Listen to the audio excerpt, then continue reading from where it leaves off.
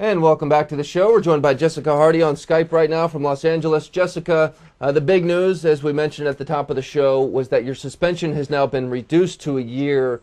But I hear even with that year, you could still not be able to compete at the 2012 Olympic trials and thus at the Games.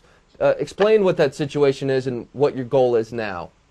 I guess a couple days after my before my I think 2 days before my positive test, the IOC issued this new rule that if you're suspended for longer than 6 months, that you're not eligible for the next Olympics after the conclusion of your ban. For someone like me who's already missed an Olympic Games that I was already 100% qualified for, I think this rule is excessive. But we're in negotiations with the IOC. We're going to try to get a waiver from that rule because of my special circumstance, and if not, then I guess my panel has stated that they're going to reduce my ban to 6 months. But I mean, either option is okay with me. I just want to be able to kind of have London as a future goal.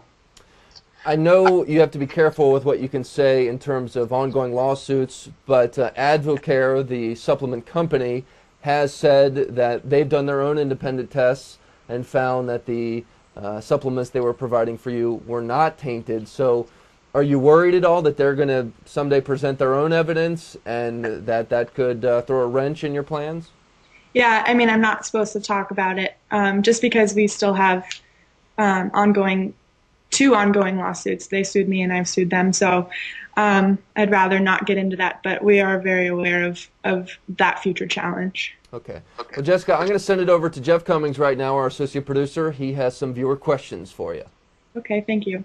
All right, Jessica, our first 3 questions we have from viewers takes us through the results of your positive test on to now. And the question is, did any big-name swimmers come to your defense, or were you suddenly alone in your quest to defend yourself?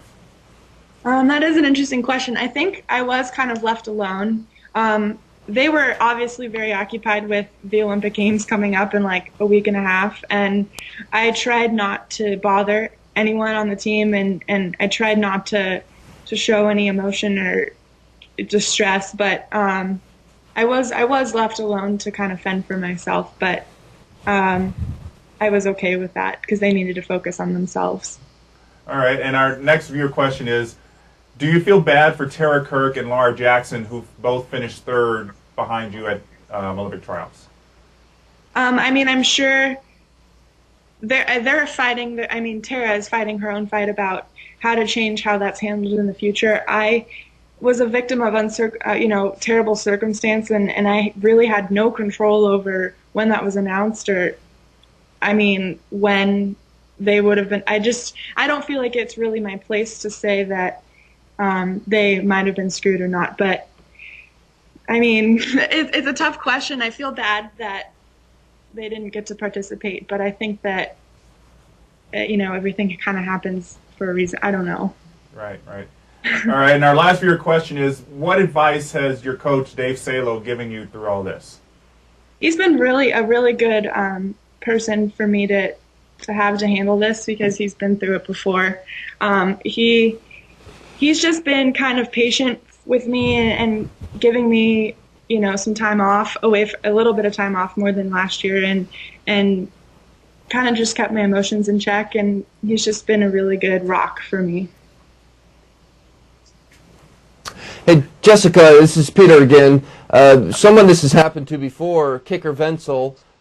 Did he reach out to you at all and give you any advice or any condolences, so to speak?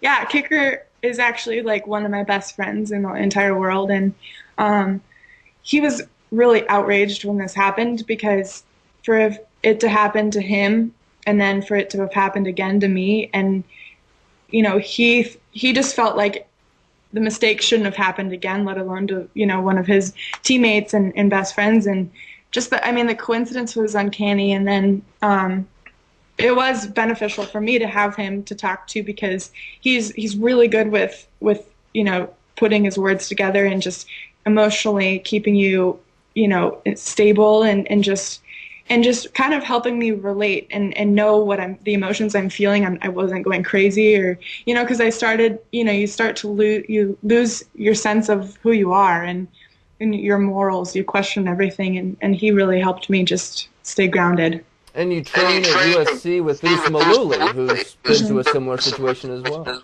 Yeah, I do.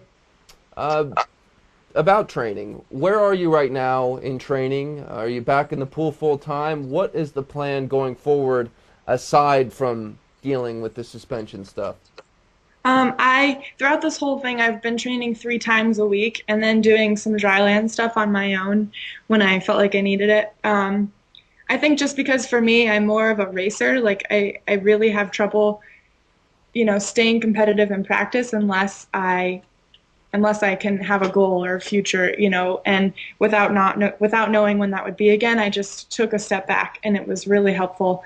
I'm currently in finals with school this week, so I'm just going to continue through this week training just 3 times this week, and then beginning next week I'll be back full time. But I don't think I've really ever gotten out of shape, and still swimming pretty fast in practice. And I mean, if I could compete now, I think I'd be ready to go, but we'll see. So now your ultimate goal is to get that suspension dropped to 6 months so that you can know that you're going for 2012. But what if that doesn't happen? Would you hang it up? No. I think that this challenge has kind of made me more thirsty for more success, and I think that I'm going to be in this sport for a really long time. So I'm definitely not going to hang it up. Even if I have some more obstacles to go through to get through 2012, my career won't be over.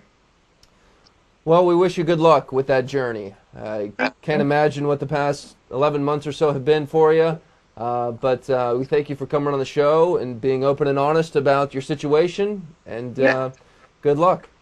Thank you very much. All right, that's Jessica Hardy joining us here on the Morning Swim Show. We thank her for that appearance. Let's take a quick break. When we come back, we're going to have some tech tips from coach and author Bob Steele.